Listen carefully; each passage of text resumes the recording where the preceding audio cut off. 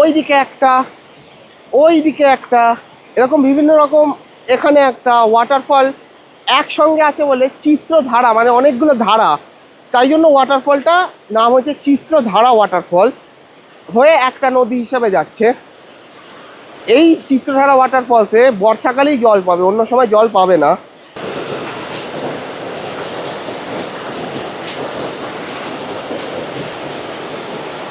এখানে একটা drone shot নিয়ে নিই।